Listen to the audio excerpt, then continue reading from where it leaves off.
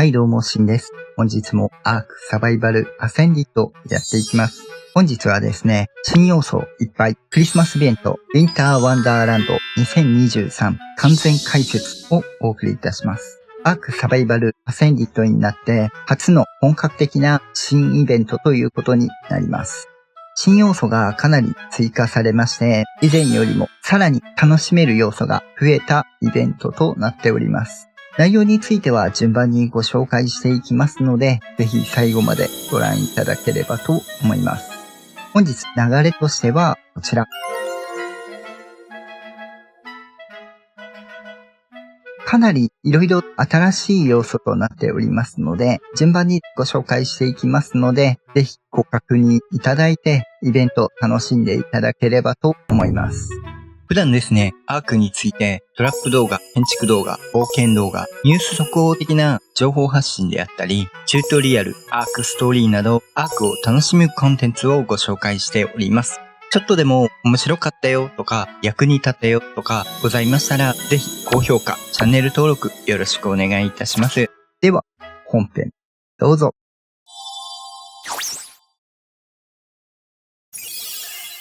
ではですね、まずクリスマスイベントの基本情報からお送りいたします。期間は日本時間で1月8日の朝まで行われます。倍率はオール 1.5 倍。新サバに関してはですね、ブーストがかかっておりますので3倍になるわけなんですが、当初新サバブーストですね、12月中旬をめどに終了の予定でしたが、今のところ終了していないようですので、おそらくイベント終了まではあるかとは思うんですが、もしかすると途中でブーストがなくなる可能性もありますので、お気をつけいただければと思います。そして今回登場するイベントカラーがこちら。去年と同じかなり多くのイベントカラーが登場することになります。人気のアルビノやアクチュアルブラックなどもございますので、ぜひイベントカラー集めも楽しんでいただければと思います。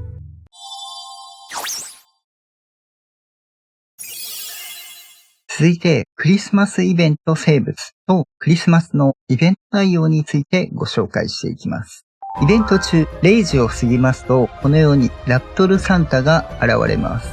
そしてマップを一直線に横切ることになるんですが、スピードが速いです。そして合間でこのようにプレゼントを落としてくれます。なかなかラプトル速いので、落ち着くことは結構難しいです。ただし落ちるまでに時間がありますので、順番に取っていくことはできます。一直線に飛んでいくことになりますので、そのラインだけ忘れずに覚えておいていただくと、アイテムを拾うことができます。場所によってはちょっと埋まってしまう可能性もあります。あと、下の安全性っていうところがありますので、その辺周りを注意していただければと思います。公式ではですね、各サーバーそれぞれ暗黙の了解として、先に下に入ったものが取れるというものと、ガチの奪い合いっていうサーバーといろいろあると思いますので、周りの空気に合わせていただければと思います。下まで行くとこのように開けるようになりますので、中にはいろんなアイテムと宿り木と石炭が入っております。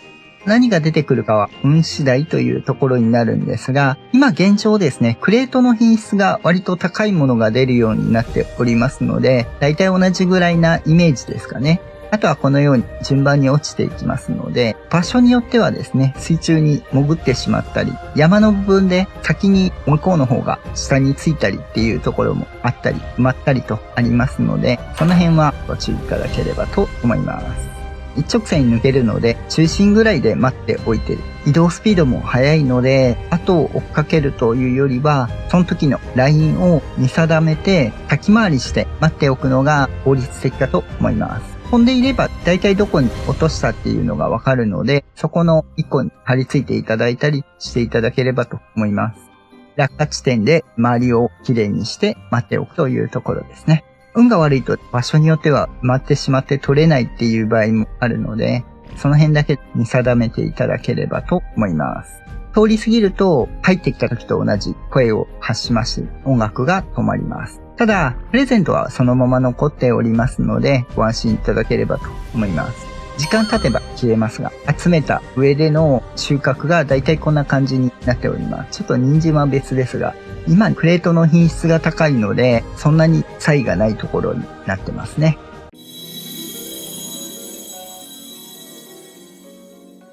続いて、サンタの大きなお手伝いさん。出現場所はこちら。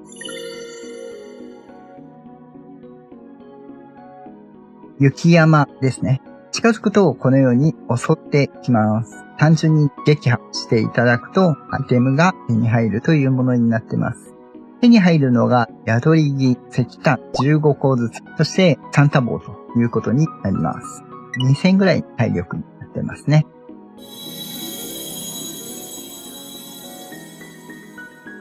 続いて和訳されてないんですが、和訳すると忌まわしき雪男、イエティの強化版みたいなものですね。体が少し大きくなっておりまして、見た目もかなりいかつくなってます。出現場所はこちら。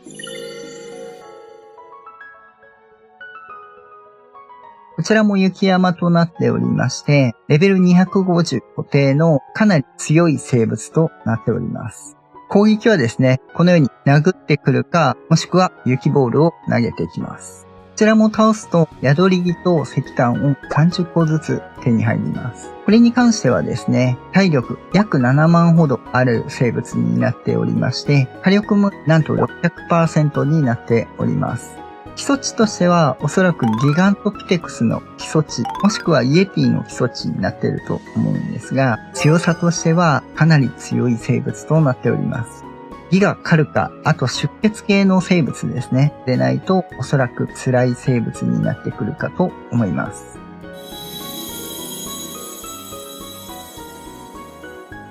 続いて、トナカイさんなんですが、見た目はこういう感じになっております。出現場所はこちら。トナカイさんは撃破ではなくてミニゲームが開催されます。達成するごとに宿り木と石炭をゲットできます。ミニゲームに関しては人参が必要となりまして、アイテムスロットの一番右、0番スロットに人参を設置します。そして、エウクスと一緒でですね、近寄っていただくと乗ることができるようになります。ただし、ミニゲーム、エウクスとは違って少し特殊になっております。まず、このように預けていただくと空を飛ぶようになりまして、丸い円形が出てきます。円形に合わせて F ボタンを押していただきます。すると、宿り木と石炭が手に入ります。しばらく走るとまた円形が出てきますので合わせていただくと。この都度で手に入ることになります。ライディングは3分間進むことになるんですけども、これ飛行しておりますので失敗すると落ちます。パラシュートなどをつけておかないと落下死する可能性も出てきますので、生物に関しても追従をかけておかないと別の場所に移動されてしまいますのでご注意いただければと思います。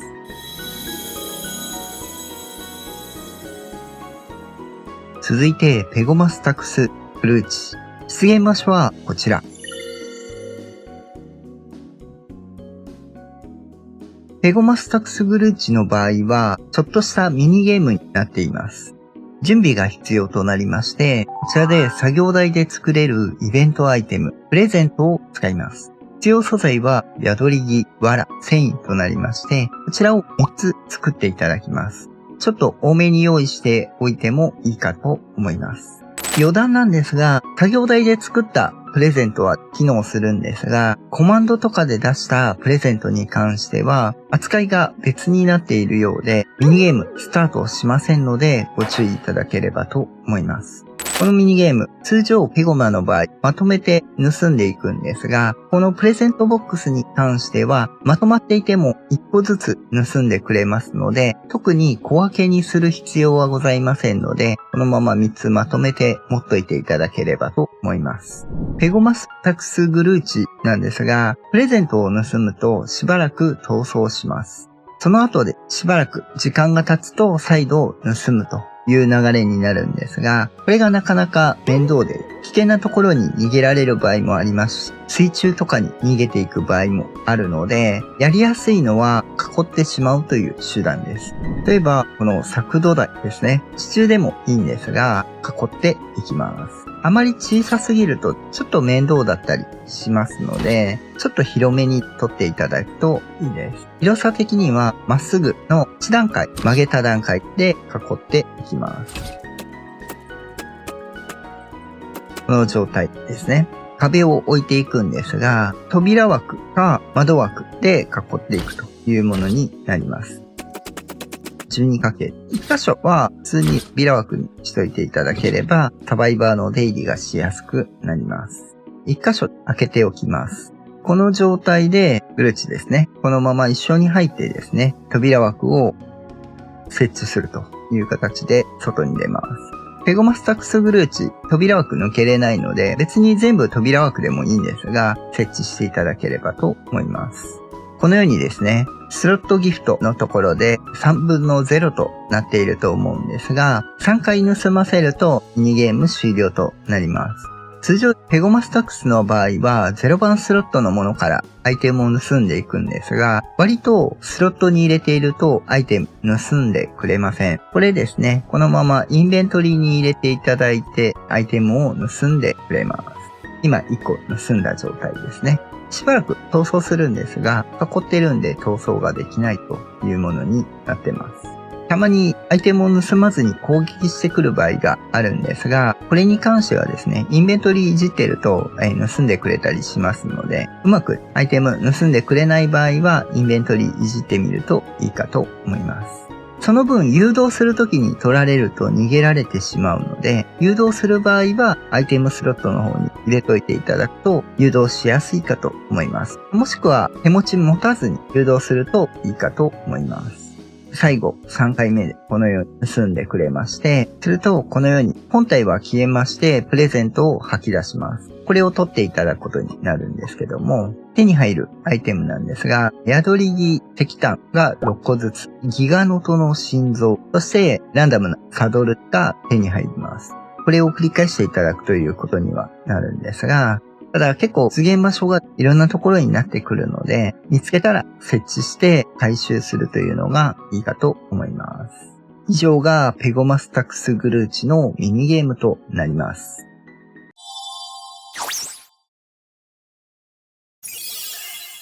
続いてですね、イベント生物は以上の4匹になるんですが、もう一つクリスマスイベントが追加されております。こちらに必要なのがこの3つ。暖炉、クリスマスツリー。これはイベントアイテムになっておりますので、後ほど作り方はご紹介します。そしてベッド。今回シンプルなベッドを使っておりますが、2段ベッドとかでも可能です。まずこの3つを設置していただいて、暖炉、このようにクリスマスイベント用の4つの制作物が出ております。こちらでそれぞれサンタさんにお祈りができます。欲しいプレゼントを手紙で書くということですね。これを暖炉にくべるということになるのかと思うんですが、お願いできるのがサドル、鎧、武器、そして恐竜。初期に関しては、サドル、鎧、武器に関しては原始的な品質のものしか出なかったんですが、ここは修正されるようですので、修正されればグレードの高いものが手に入るかと思います。恐竜はそのまま生物ではなく赤ちゃんで手に入ることになります。今回は恐竜でいってみますね。すると、右下にクライオポットとリースが出ているマークが出ます。このマークが出ますと、生物を倒した時に、恐竜でもいいですし、人の身でもいいです。倒していただくとゲージが出ます。このゲージに関していい子悪い子メーターになっておりまして、ドードーのような攻撃して逃走するタイプのものに関しては悪い子メーターが増えます。普通に攻撃的な生物倒しても良い子ちゃんメーターが上がります。それで良い子メーターが上がっていければプレゼントでもらえるものの品質が上がると思っていただければと思います。この上でメーターを上げる効率的なところとして、もちろん洞窟攻略とかですね、使っていただくとかなり攻撃的な生物がいっぱいいますので、大量にポイントをゲットすることができます。イベント生物を倒してもちょっとだけ上がります。ただし、雪男を倒すと結構メーター上がります。ここで一番メーターが効率的に上がるのがアルファ生物になります。このようにですね、アルファレックス撃破していくと、ぐんとメーターが伸びます。それぞれアルファラプトル、アルファカルノも増えるわけなんですが、レックスが一番増えてますね。ちょっと水中は試してないんですけども、ぐんぐんメーターが上がります。多少レベルにもよるところはあるかもしれないんですが、同レベルだと、やはりアルファレックスが一番増えているようでございます。さすがにですね、アルファ生物いっぱいいるっていうことはそうそうないと思うので、ここはですね、数が多い洞窟攻略とかを使っていただくのが一番効率的ではあるかと思います。これでメーターが満タンとなりましたので、このようにベッドに寝て12時過ぎを待つということになります。早々に寝る必要はないんですが、0時になる前には寝ておく必要があります。そして、このように5分ぐらい経つとですね、プレゼントをくれます。これ、プレゼントが出てくるまで離れると、もしくはログアウトすると、プレゼントもらえないのでご注意ください。そして、このように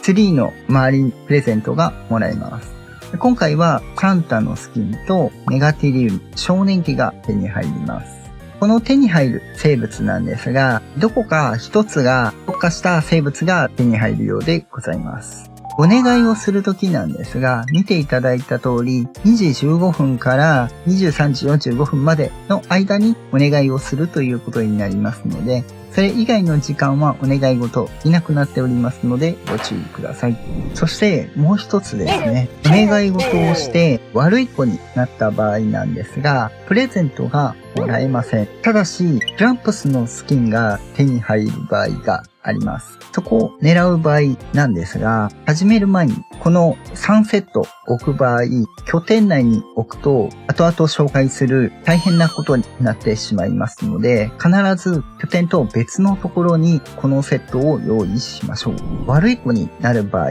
先ほどご案内した通り、無抵抗な生物、ドードとかそういうのを大量に狩るっていうのも一つではあるんですが、一番ポイントが増えるのが赤ちゃんの撃破です。野生なものでもいいんですが、自分のペットである生物の卵を孵化していただいても、すり込みする前でもいいですし、すり込みした後でも大丈夫です。撃破していただくと悪い子メーターが増えます。生物によって上がるメーターが変わります。アルゲンだった場合、撃破するとこれぐらい上がります。ドードよりもメーターは増えます。これが X だった場合、ちなみに逃げちゃいますんで、すり込んでると逃げないんでね、すり込んだ後の方が楽です。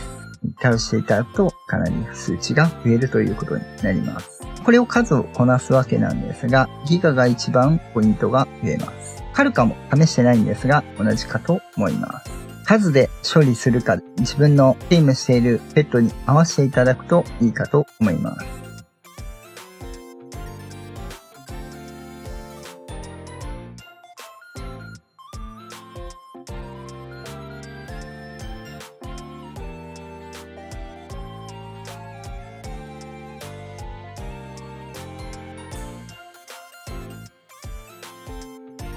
これでメーターが溜まったので、また同じように寝ます。待っていると、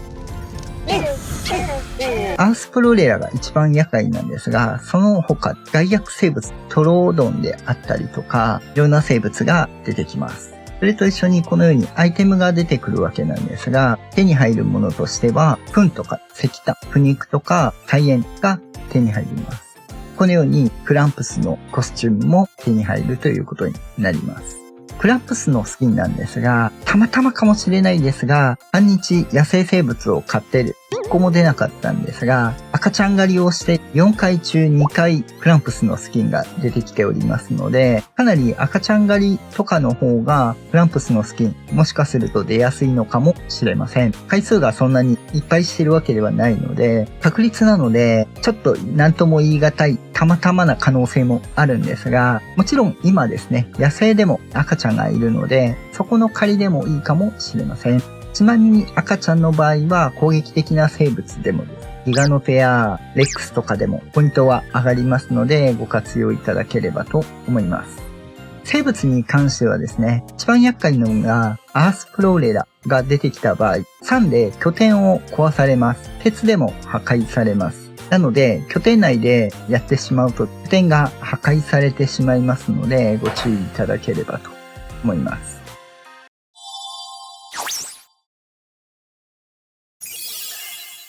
続いては、イベントアイテムについて。まずは、チビペットに関してなんですが、手に入れる手段は、ラプトルクロースからのプレゼントということになります。こちらをこなすことによって、チビペットが手に入ります。一般的なチビペットに関しても手に入りますし、今回新実装されましたこちらの2体も手に入ります。ラプトルクロースとヒエノジカ。まずはラプトルクロース。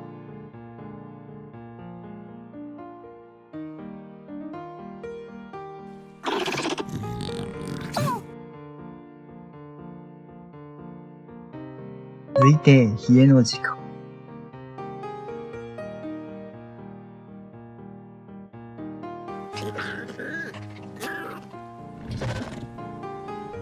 ここからは制作アイテムとなります。イベント制作に関しては、以前まではこちらの調理鍋の方で作成だったんですが、ASA になってからは作業台での制作になっております。作業台の休日というところを選んでいただくと、このように各種作成ができるようになっております。作成にはね、宿り木と石炭とイベントで手に入るものと、その他物によって繊維、革、毛皮、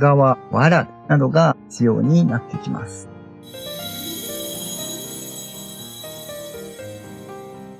エモートに関してなんですが、元々の3種類と、プラス今回2種類増えております。フルエルエモートとスノーエンジェルエモートとなります。E ボタンで消費していただくと覚えることができます。覚えますと、エモートのサークルメニューのウィンターワンダーランドを開いていただくと出てきます。今回表記に雪玉がなかったのでエモート出るかはわかりませんが、順番にいきますね。まずはサンタ笑い。続いて、ハッピークラップ。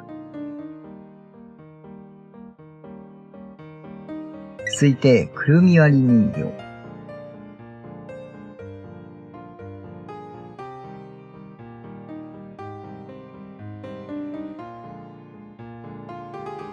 続いて、ここから新エモート、震えるエモート。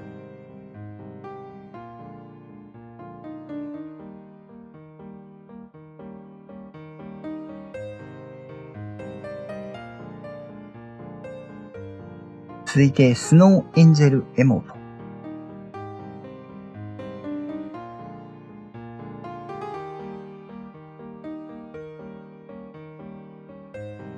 親切に戯れるエモートですね。以上がエモートとなります。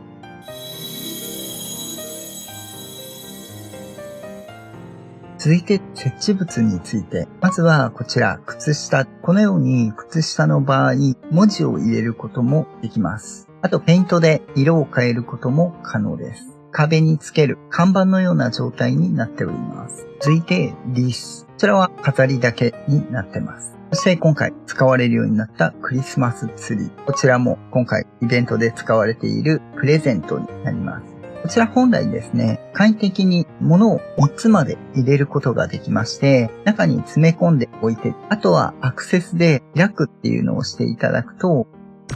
箱が壊れて中身が出てくるというものになっています。トライブとかでされている場合は、トライブの人にプレゼントで渡すとかですることが可能です。あとはクリスマスの電飾。こちらはですね、横にもつけれますし、縦向きにもつけれます。これの切り替えは R ボタンで種類を切り替えることができるようになっておりますので、今までよりいろんなボタンが使えるようになりました。あとはこのようにですね、スナップを解禁すると縦向きにもつけれるようになってます。フリーにした場合は横向きになってしまいますので、設置してこうやって回して好きな角度につけることも可能です。最後、雪だるま。こちらに関しては、サバイバーの頭装備を装着することができます。もちろん今のようにスキンを適用することもできますし、普通の頭装備としてつけることも可能です。一部適用しない頭装備などもあるんですが、ぜひいろいろ被してみて楽しんでいただければと思います。ちなみにこちらのクリスマスの設置物に関してクリスマスイベント終わるといなくなりますのでご注意ください。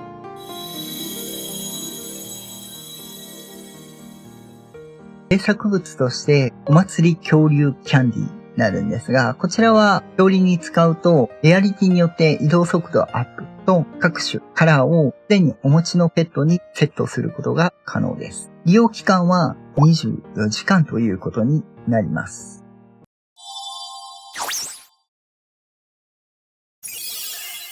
ここからはスキンになるんですけども、まずはメガロケロス用のコスチューム。メガロケロスのトナカイコスチュームがあります。これはコスチュームとしてメガロケロスに入れていただくと、このようにトナカイさんになってくれます。続いて、恐竜用のサンタ帽。こちらに関しては、サドルにつけるスキンになっておりまして、今、アルゲンタビスにつけておりますが、サドルが装着できる生物であれば、つけることが可能です。サバイバーがつけるサンタ帽とはまた別の扱いになってますのでご注意ください。続いて建築物に対して今回作業台と低連路にスキンが適用できます。それがこちら。サンタの作業台のスキン。E ボタンで使用していただくと作業台に合わせることができまして付け替えることができます。建造物へのスキンに関しては装飾品のところから消えないようになっておりますので使うことが可能です。ただし一回設置した方に関しては回収したりっていうのはできなくなっておりますのでご注意ください。そのまま装飾品のタブに残るのでなくさないように直しておきましょう。低連路もこのようにしていただくとそれぞれこのような見た目になっております。これはですね、金になっておりますので、設置物とは別でずっと残るものになっておりますので、ご安心いただければと思います。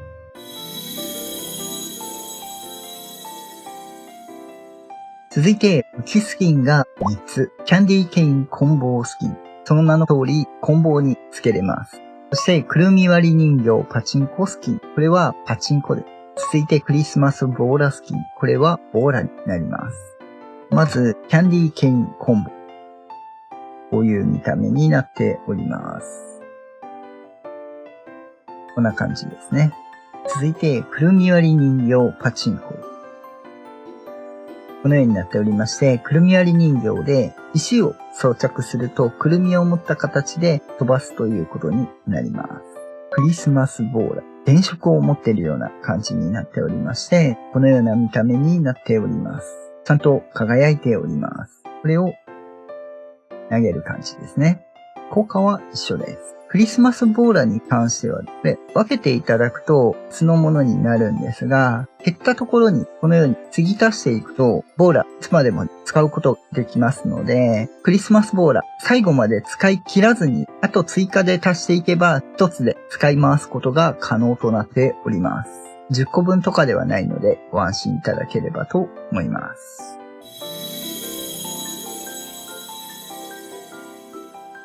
続いてはサバイバーのスキンのご紹介です。まずは以前からあったスキンをダイジェストでお送りいたします。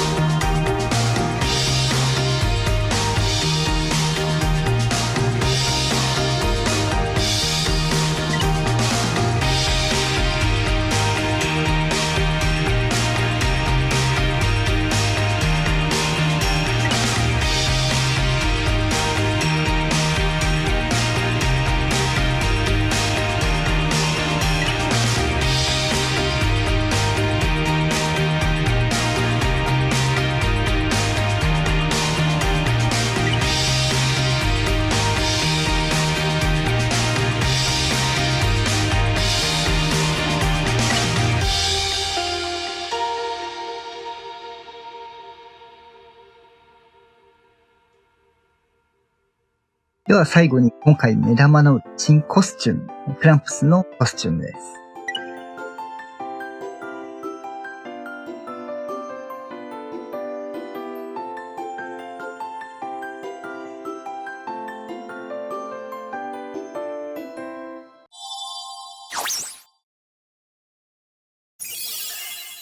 はい、ではいかがでしたでしょうか。本日はですね、ボリューム盛りだくさんのクリスマスイベント、ウィンターワンダーランド2023をご紹介させていただきました。かなりですね、ボリュームが多いものになっておりますので、ぜひ1月8日の朝まで開催されておりますので、年末年始ぜひお楽しみいただければと思います。一応ですね、一通りかなりですね、検証はさせていただいたんですが、新要素というところもありまして、まだまだ足りないところ出てくるかもしれませんが、またコメントでご質問いただいたり、足らないところはですね、コメントいただければと思いますので、よろしくお願いいたします。今回の新チビペット以外はですね、アイランドのチビペットたちに関しては、ペットカタログとしてまとめさせていただいておりますので、ぜひそちらもご確認いただければと思います。ASE 時代からレアリティなども変わっておりますので、今回レアリティはあんまり関係ないかもしれませんが、獲得から全てご紹介しておりますので、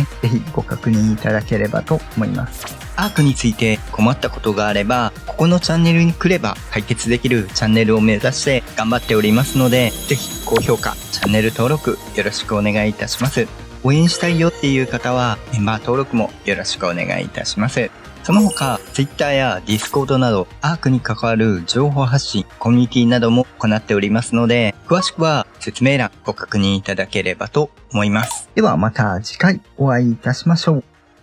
バイバイ。